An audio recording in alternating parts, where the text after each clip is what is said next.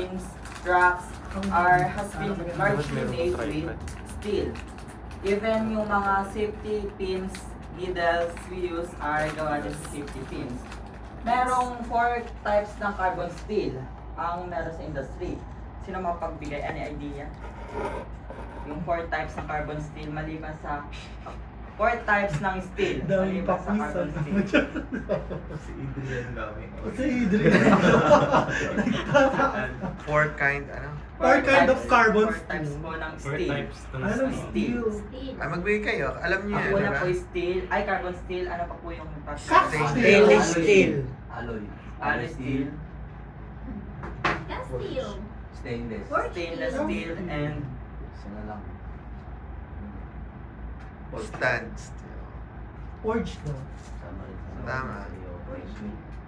Nasa the 4 carbon types ang of steel are alloy steel, stainless steel, tool steel, and Oh. carbon steel. The difference of between the sa apat po nito, ang alloy steel po ay mas complicated po than the other type of steel.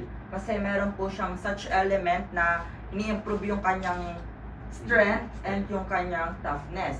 While the stainless steel ay yung kanyang element na chromium ay Up. ang nag-a-act po ito to enhance the corrosion resistance of this type of steel. While the tool steel, from its name naman po tool, it is used for making tool na ito po ay with high hardness and very resistant. And lastly is the carbon steel. This carbon steel is the most common and kasi it is composed ng primary elements na iron and carbon. Ayun. Pinakaba mo naman si Kuya Ro. Chares! Siya So, kasi yung next. I have here question na identify nyo lang if gawa siya sa carbon steel or not. Ah, siya. Are carbon steel used in bridges? Yeah. Anyone? Maui? Yes. Yes. What part of the bridge? Why? Part of the bridge. Yung sa gitna ng semento. Yung sa gitna ng Tama. Palaban. Yung bakal. Definitely, it is used in making bridges. In fact, that yung carbon steel ay nag-a-act dito dahil meron siyang high strength to weight the ratio. And good ductility din to na meron siyang ability to bend without breaking yung isang material. And ideal to and fit to for making bridges because kaya nitong isupport yung heavy load while kaya niya i-minimize yung overall impact or yung overall weight ng isang bridge. Kaya fit yung carbon steel in making bridges. Ayun. Next one. Ano ba yung bigat na isang It depends sa ano. Depende sa laki, sa haba. Ha? Depende sa haba, sa laki. Pagdadaan ka ng bridge, may nakalagay doon. Oo, 10 load tons, limit. 5 Merong naka-included Depende sa na habat na pila. Oh. Kaya yung ibang bridge, meron silang weight na yung, Pwede lalo na mo sa ibang bansa, na kapag bago ka dumaan doon, natitimbang na Titimbahin ka yung muna. Tsaka, di ba bawat track meron capacity na. Kahit ito may clean bridge na, meron pa rin May nakalagay na ano, capacity yung isang bridge bago ka tumawid. Yung makita nyo, 10T, 5T. tonner? Tsaka kahit sa mga sasakyan din. Kaya nga minsan, kinukuha natin si L3 kung madami tayong loads. Depende sa kilogram. Okay, That's proceed, the Christian. next one is are carbon steel used in household items? Sir L. Ay! Bigla natawa. household. Yung kagaya ng mga appliances, mga cookware, Nagbibigay ka daw. Yung gunting bahay. Yes, or Yes, Yes, or or no? no? It's a carbon steel or not? Depende. parang no. Hindi lahat. Kasi household out items eh. Unless specified kung aling mga part Ayun, na may ano. mga stainless- stainless. Kasi household items eh. meron pong included dito sa household items such as yung mga cutlery, yung mga cookware po, yung appliances na meron silang meron silang materials ng carbon steel. Kasi kagaya po sa mga cookware na hindi po na-i-impart yung metallic taste sa food yung carbon steel. Hindi po natatransfer yung metallic taste nga po nung sa pagkain gamit using tong carbon steel. And also, it easy to form and weld ang carbon steel na ginagamit sa mga refrigerators, sa mga washing machines, and even the ovens. Next one po, Taray! Steak. carbon steel. Kuya Eric. Para nakipwe, gumagulo. Carbon steel, metal manufactured from the elements iron and carbon, with the carbon imparting hardness and strength. Tanggalin na nga yung Adobe na yan. Ang inyong lisensyadong Adobe Acma. Disable na yan. Ay, uninstall. Hindi naman gumagamit ng Adobe dyan eh. Correct. Sa akin nagaganon din, pero Imparting hardness and strength and determining and the degree to which such physical properties exist. So, as you can see po, ang primary elements po ng carbon steel ay iron and carbon. Yung iron and carbon po ay nag-a-act po yung iron as the base, while yung carbon act as the strengthener in making carbon steel. We all know that iron, kapag natural iron po siya, soft and weak po siya. So, adding a carbon content in a carbon steel is a crucial part kasi po dito po nakadepends yung kung gaano po yung strength and durability po ng isang carbon steel. While on the carbon, act as a strengthener, yung mga carbon atoms po nito ay ine-embed themselves within the iron crystal lattice. Ganito po yung iron crystal lattice. As you can see po, yung iron crystal lattice po ay it is an arrangement of 3D iron molecules po na dito po fino-form yung stress, creating the internal stress to increase yung strength and hardness ng isang carbon steel. So, adding this iron and carbon po, yun, it will form an alloy. As we all know po, an alloy is an substances po ng two or more mixture and it will create the steel. True. Carbon steel is often simply a steel alloy containing anything from 0.12% to 2% carbon. So, ang carbon steel daw po ay a steel alloy na kino-contain niya daw po yung 0.12% to 2%. Bakit po kaya meron lang ang carbon steel or ang isang steel na less than 2% ng carbon content? Ano kaya yung effect niya sa isang carbon steel, Kuya Ro? Bakit hindi tumataas ng 2% ang carbon content sa isang steel? Ano yung impact or yung characteristic na binibigay nung pag-lessen ng carbon content sa steel? 0.4. Sir JJ. Natawaran mo ako eh. Paano siya? Ay, tinawag. Tinawag ako. Sige, sa 0.5 naman. 0.5. Ang layo naman kasi sa tanong ng sagot. 0.5? iPhone. 0.5 ba yan? Serious. Ano, ang... Tuloy niyo yung tanong. Tuloy yung- nga ng tanong. yung tanong. Bakit po Bakit hindi tumataas ng 2% ng yung 2% carbon content? Yung carbon content sa isang steel. Oo, yun yung tanong. Bakit hindi tumataas sa 2% ang carbon content? Tapos sasagutin yung 0.4 tsaka 0.5. Ano, Bakit? kasi pag tumaas na siya, magiging malleable iron na siya. Magiging regular cast iron. And kapag sumobra ka ng carbon, magiging siyang malutong. Brittle. Brittle. Oo. Yun. Mas madali siyang mabasa. Hindi 0.4 tsaka 0.5. Steel is also classified as a carbon steel when there's no official minimum amount of the key substances like chromium, cobalt, molybdenum, nickel, niobium, titanium, tungsten, vanadium, zirconium, or any other alloy. Gusto ko yung Pangalan ng anak. tattoo. Ang mga magkakaroon. Kapag daw po walang minimum amount, ang ito po, mga elements na to, mako-consider o makaklassify daw po ng carbon steel siya. And carbon steel can also be any steel where the minimum amount of the copper is less than 4%. Ayan, less Zero than, point yung copper, may minimum amount daw po ng 4%. Zero. 0.4%. And it is also defined as a steel with a maximum content of 1.65 yung manganese and yung 0.6% ang copper. Maximum content daw ay 1.65. Tsaka, 6 point ang zero copper. 1.65 ang manganese and 0.6 ang copper.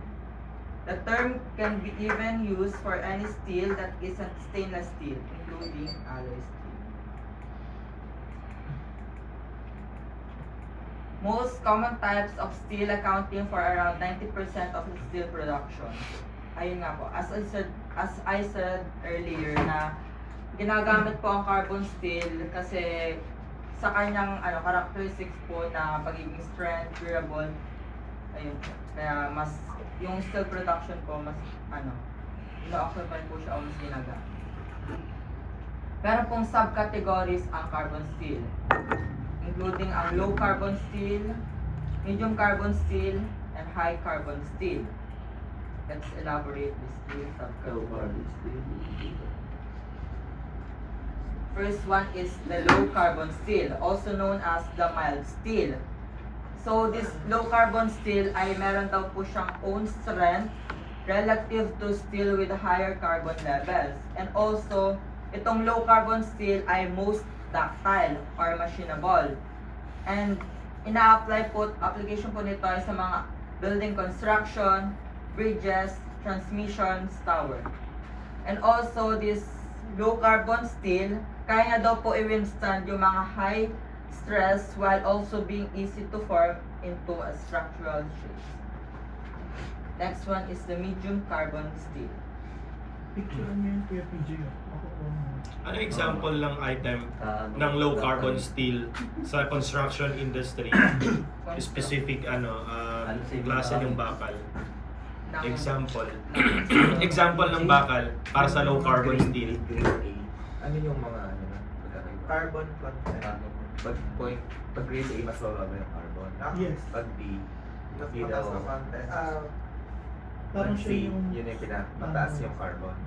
So parang ito yung A, B, C. Parang yun. One example daw, Chan, ng low carbon steel na bakal na ginagamit sa construction.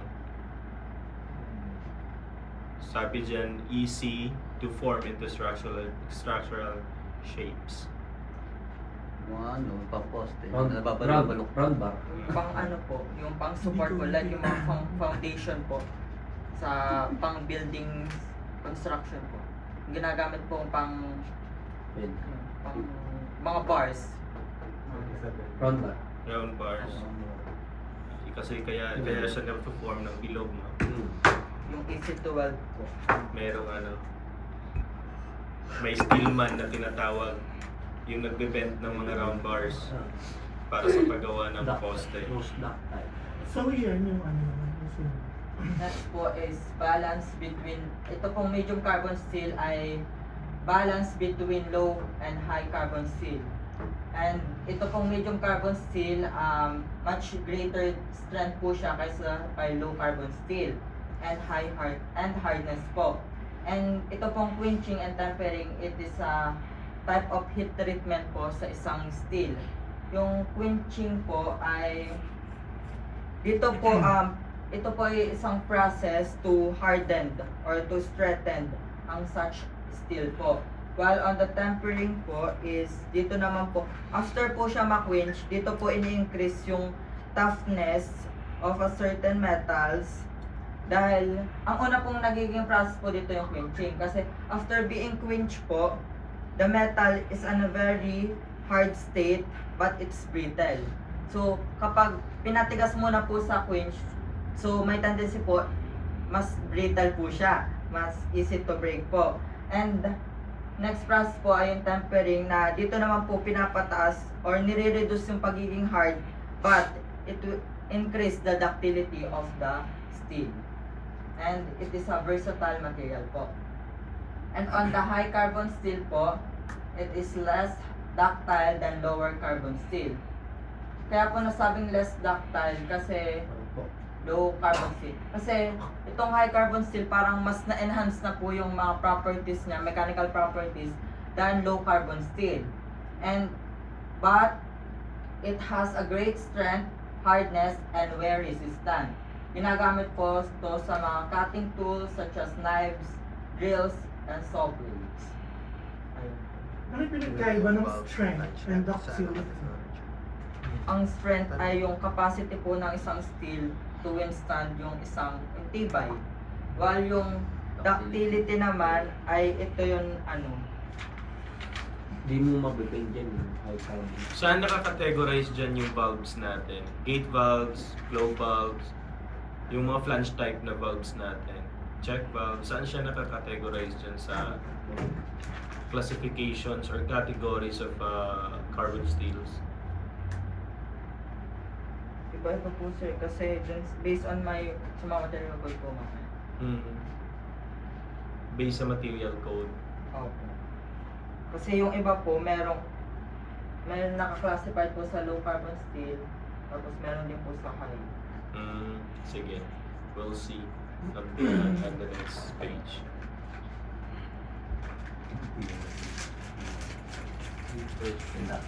Oo, hindi na specification yung Alin? Ano ba yung ano ba pagkakaiba ng Yung strength is yung tibay. Yung ductile naman ay yung able to deform without losing yung kanyang toughness or hindi parang dito inaalis yung pagiging napatibay niya yung brittleness. Pinapatibay yung... Para hindi po siya maging malutong. No? Okay. Kala ko pinapatibay yung brittleness. Ano nakakit yung quenching? Ang quenching po yung process na dito po pinapatibay pero brittle po siya. While yung sa tempering po, dito po inaalis o nire-reduce yung pagiging matibay pero ginagawa po siyang much ductile. Mas ginagawa po siyang So inversely proportional yung dalawa. una pong process yung quenching. Parang pinapatibay po ng isang steel tapos ita-temper po siya. Kaya sa forging na siya pino-form muna, tapos saka siya to-forge.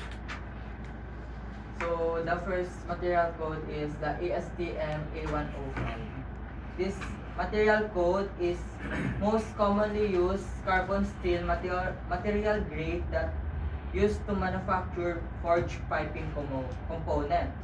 So ito daw pong ASTM A105 ay most commonly used na meron po siyang pressure system na for ambient and higher temperature services in a pressure system. Yung mga included items po dito yung mga flanges, fittings, valves, bolts, nuts, and studs. And the common application po dito ay oil and gas, power generation, chemical processing, and water treatment. Okay, saan siya naka-classify? Sabi mo kanina, by code, is it low carbon, high carbon, medium? Based on sa atin ko po dito po ay for high carbon kasi ginagamit po siya for higher temperature services and pressure system. Okay. Balik mo nga dun sa, Pero sa sa tatlo. medium. Saan dyan yung naka-high temperature? Yung A105 saan siya dyan? Tingnan ko po dito.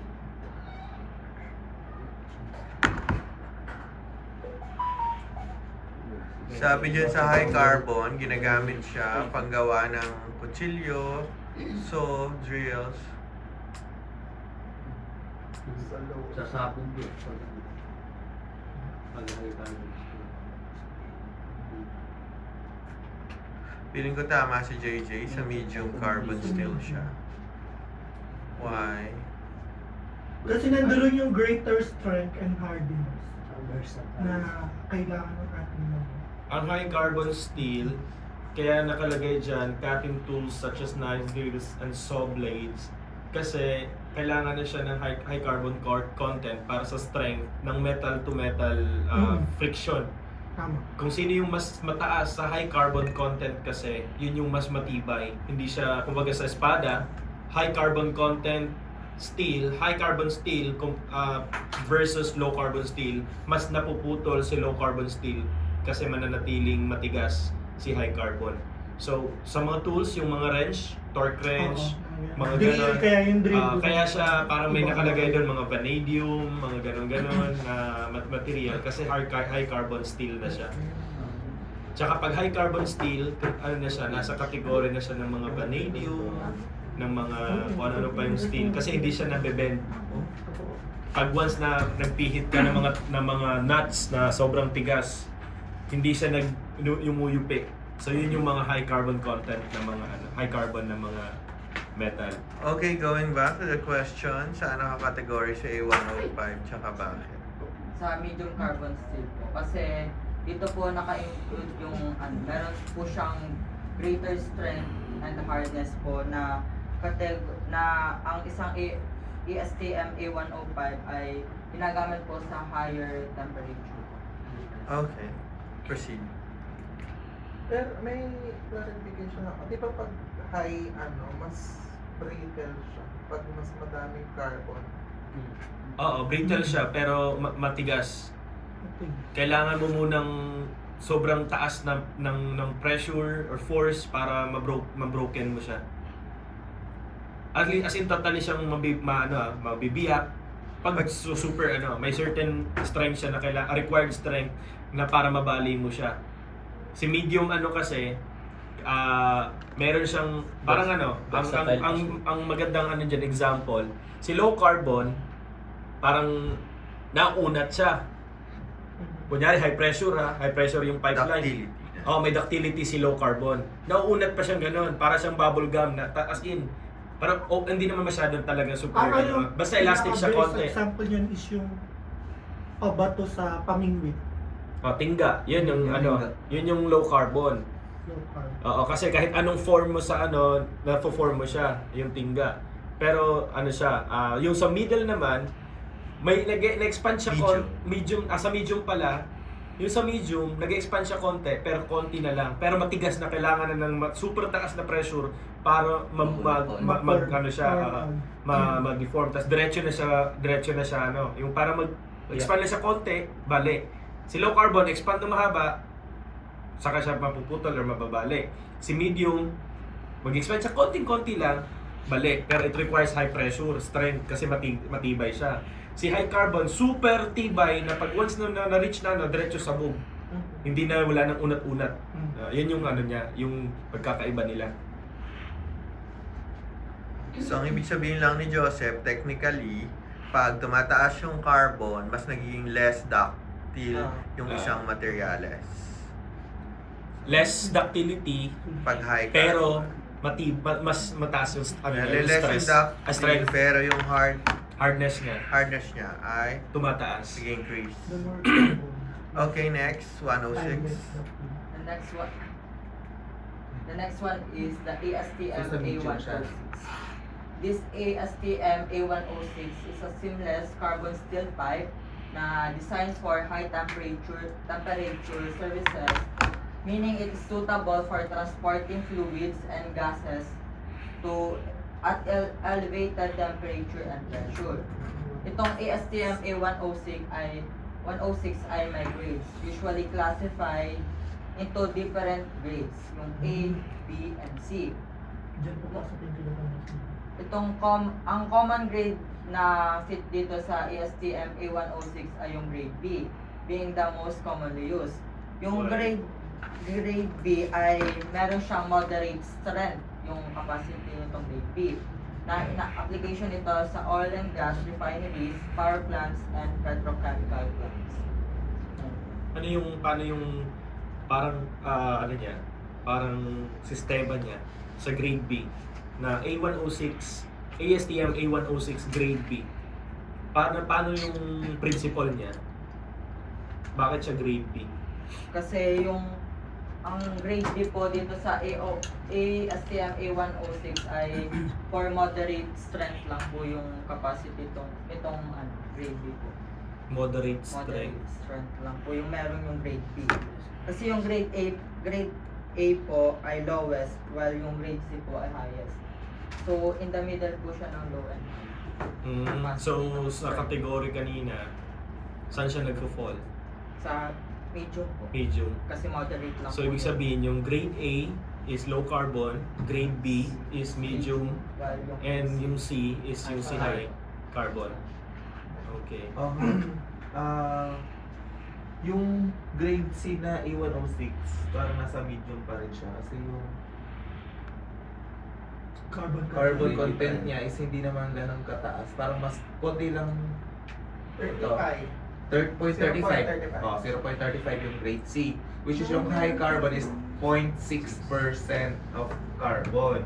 So, ibig sabihin hindi pa siya pasok sa high carbon kasi 0.6 yun eh. Yung grade C is 0.35, di ba? So sa medium pa siya. Yung Oo. grade B is 0.3%. So nasa medium din siya. Yung grade A, Magpo-fall lang sa low carbon yung grade A kasi 0.25. Kasi yung low carbon is yung pinakamataas na 0.29. Siya kasi siguro yun. Kaya parang grade B is the most commonly used. Oo. Is siya kasi yung nasa gitna. In my understanding, kaya siya ganon yung content ni mababa yung carbon content nila kahit nasa grade C na. Kasi pipe siya eh. Siya yung pinaka mainline, siya yung nag-hold ng pinaka medium ng any pipeline. So kung may mga lindol-lindol, ang magiging stress is si pipe. Siya dapat may konti pa siyang ductility. Kung titingnan natin, based on my understanding, mula kay grade A hanggang grade C, pag si ASTM A106, may konti pa rin siyang ductility na natitira.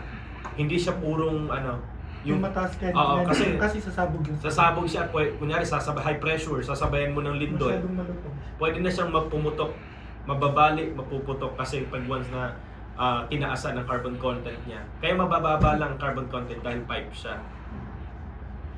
Which is siya kasi, parang siya yung pinaka bones ng pipeline. Kailangan siya, medyo may pagka konting-konti lang na pagka-flexibility yung niya, na kaya niya mag-hold ng para sumasabay-sabay lang siya ganun konti. Pero hindi naman totally talagang ganun ka-flexible kasi yung seismic kinokontrol ngayon ng flexible joint or rubber expansion joint sa pipeline. okay, ang A106, mostly ginagamit yan, pressurized. So, ibig sabihin, malalakas yung pressure. For example, on that line, gumamit tayo ng welded, comparison lang. Possible na pumutok agad or mag-leak. Kaya hindi high carbon yung ginagamit, tulad nga ng sinabi ni Joseph, nababawasan yung ductility ng isang metal.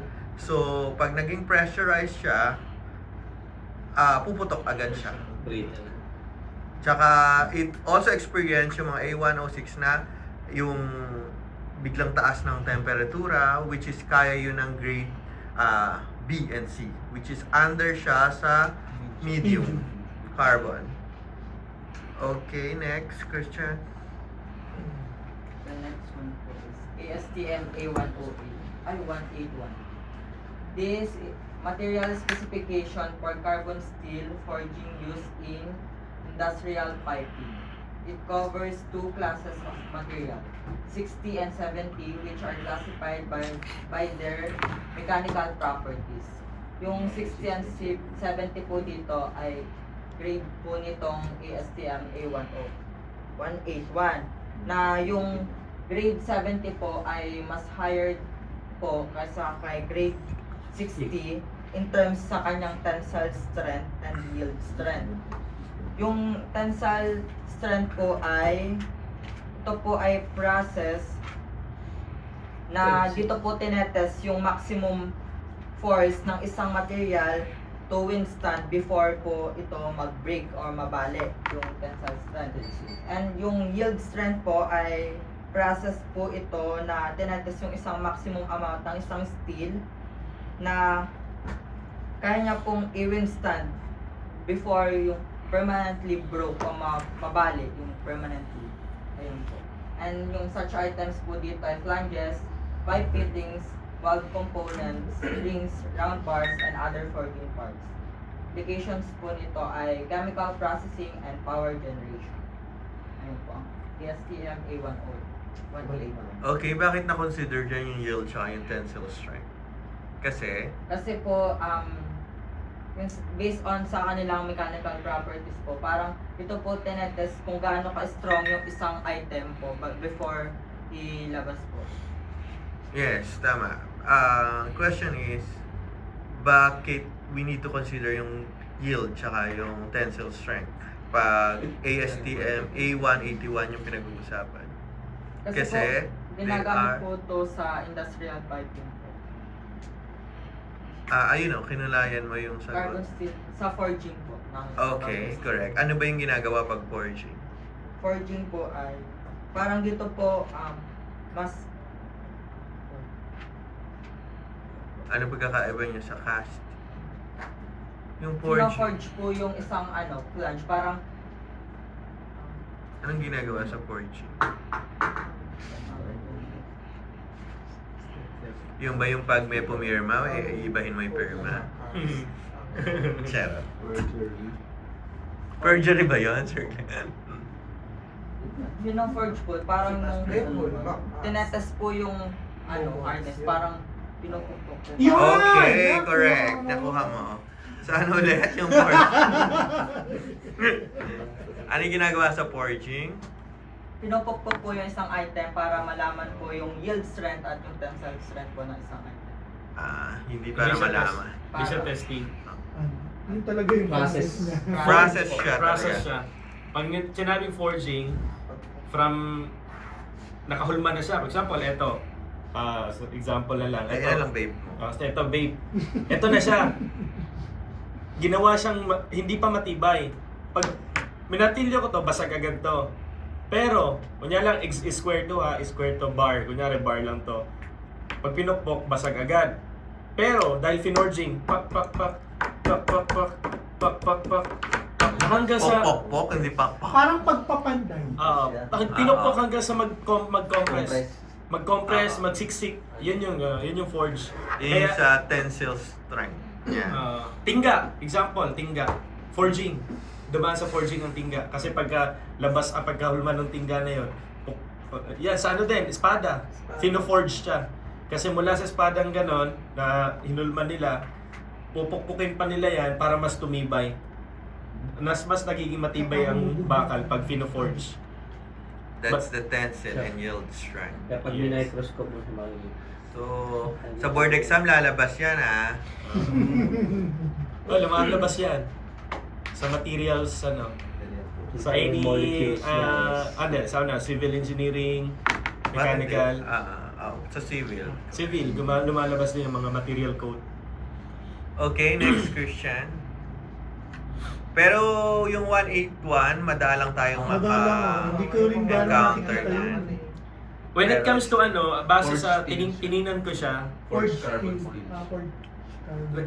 kasi Yung for- mga pair portion ba natin, A1, A105, ano? Forge hindi kasi. may specific parts ng valves na A181 yung code niya. Which is yun yung ginagamit sa, Parang mga pasadya. sabi dito, ginagamit siya sa valve bodies and bonnets. Yung A181.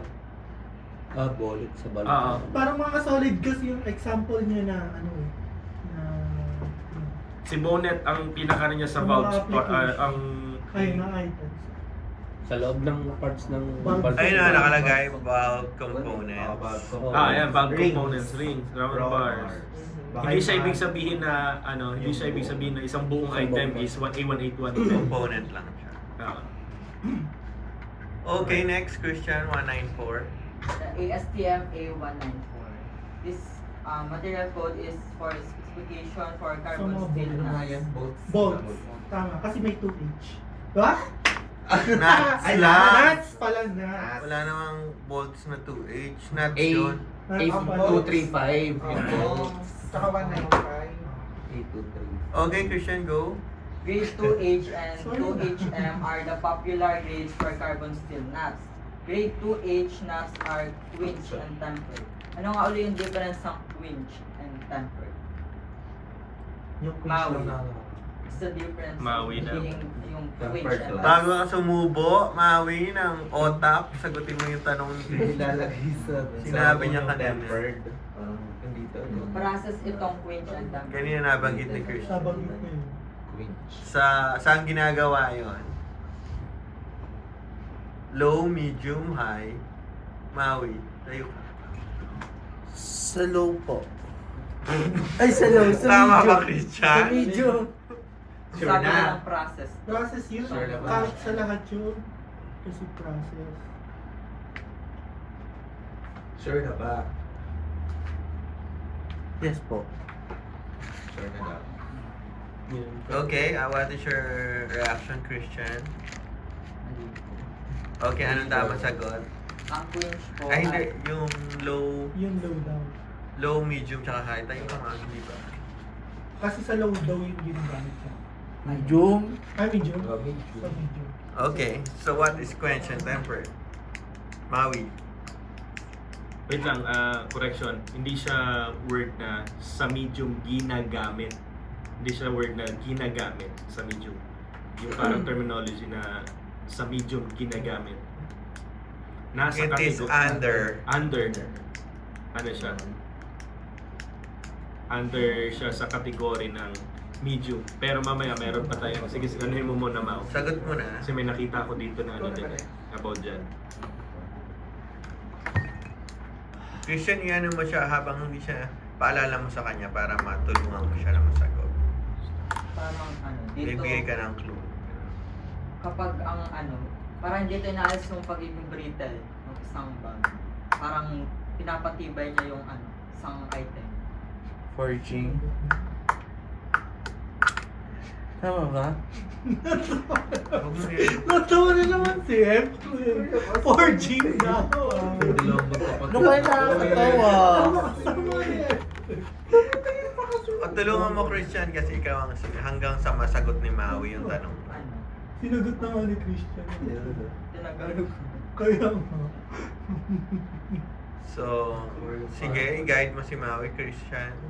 So, ang sabihin ko na maulitin mo na lang. Ayun, sige. Yung quench. Okay. Ang quench pa Ay, dito quench pala. sa process na being ni-strengthened at ginagawang hardened yung isang item. While yung tempered, dito naman in-increase yung kanyang toughness ng isang item. Maui. Yung quench to strengthen. Then yung tempered. To increase. Brand yung- dyan ang ano, rice cooker. Pak, ma'am.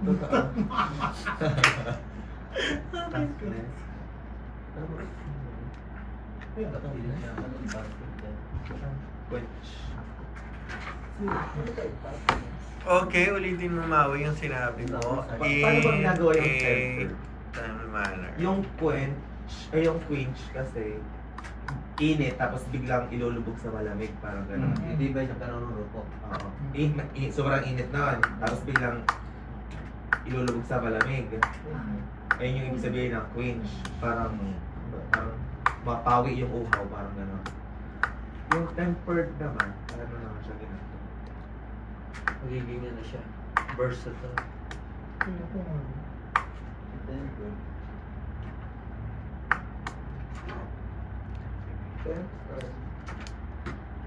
Paano pinapakaw?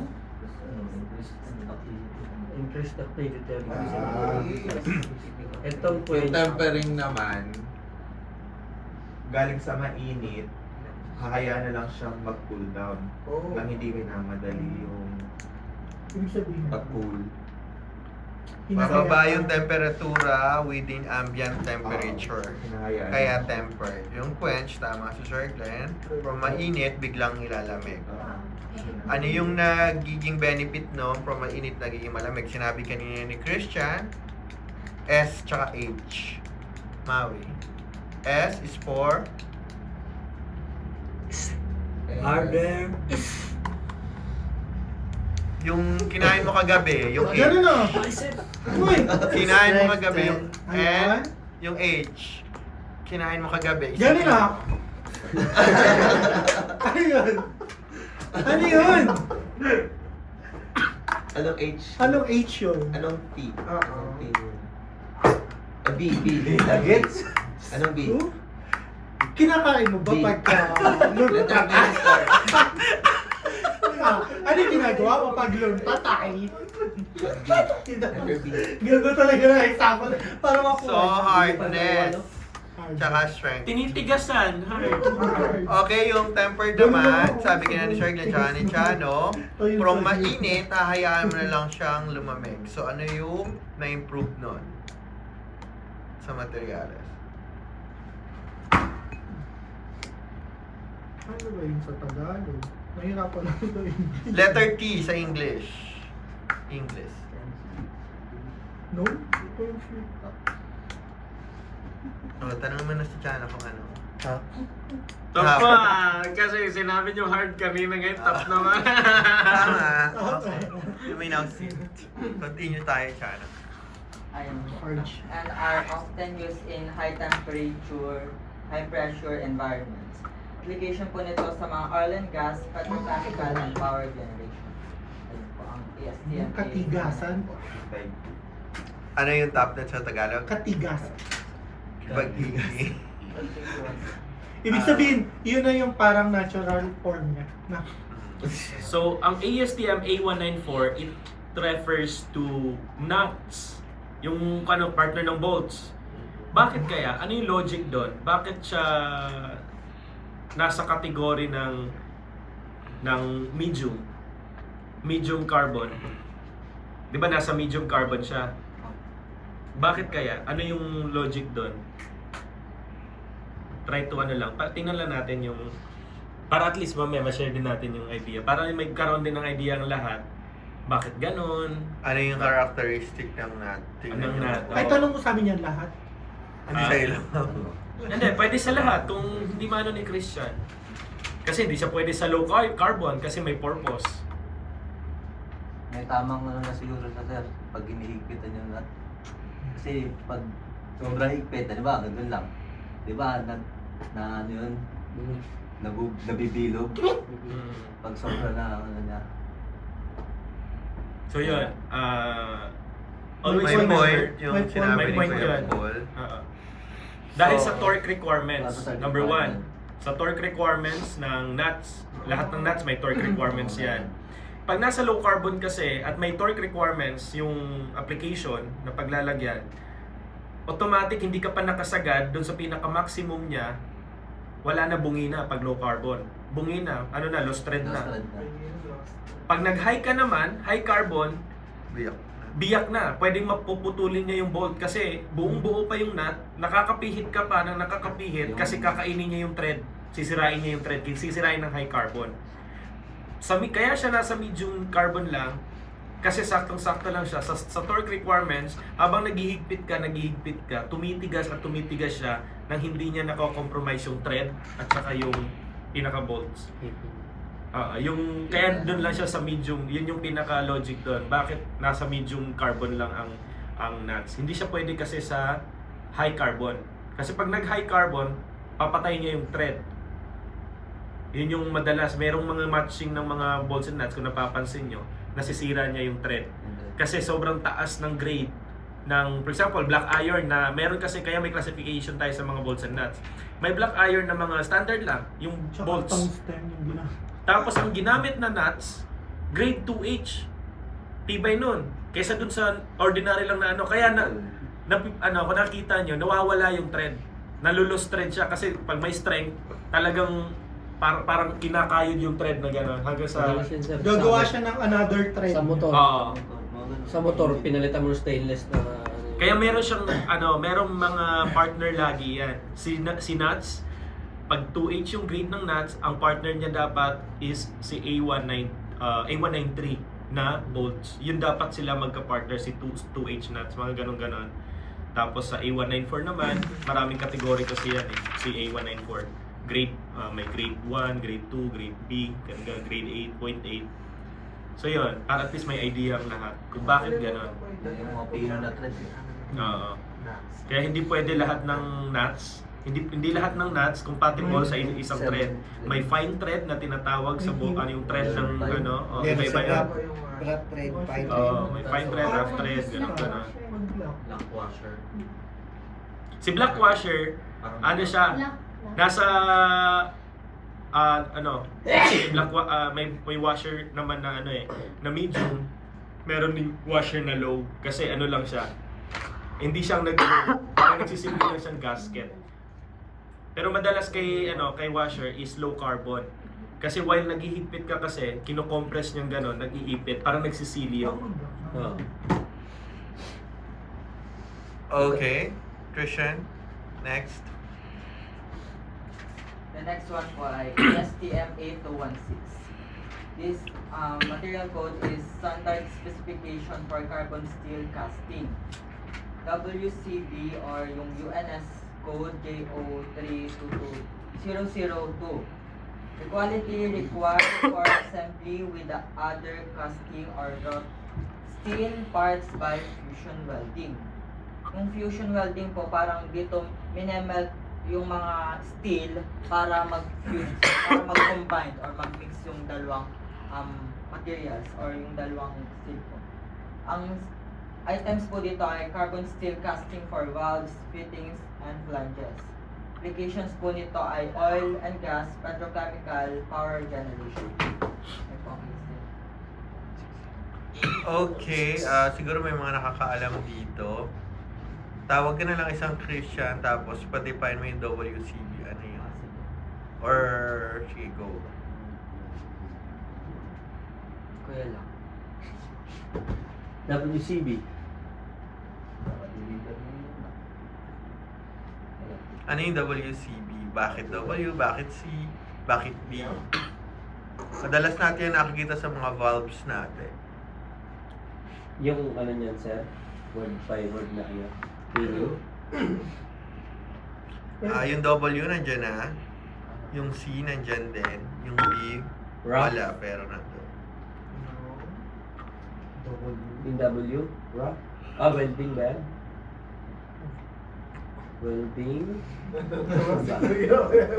Hindi call a friend ka lang. Sa tumawa, mag-call a friend Hindi ka. kayo pa natatawag ko eh. Ay, sa Efrain. Nakita ko lang dito eh. Ano siya, ang ibig sabihin mo ng WCB ay wrought carbon grade B. Alright. Rot, ayun na, yung rot. Yung rot is an old English name for, ano? Sino sabing mali yung note ko kanina? Wala. Rough. Rough Kasi, ang Rough sabi. kasi ang sabi. Wrap. Shawarma wrap. Or, Hinahanap ko yung Weldable ba, sir? Weldable. Ano ba pag yung rot? Ano ba yung meaning Ano yung nun? grade B. Ano yung rot? Grade B. road carbon. Grade B. Ha? Pure. Yung parang, Pure? wrought yung, di ba yung sa mga pagkain eh. Rotten. Hindi. Ano yung rot? Sa Raw naman Tagalog? siya sinasabi mo. Ano yun? Raw yung mga pure daw. Diba raw yun? Raw? Diba raw meat? Royal? Oh. Rot. Rot. Sige, search nyo kung ano yung old English. Galit yan. Rock. Charot. Rock.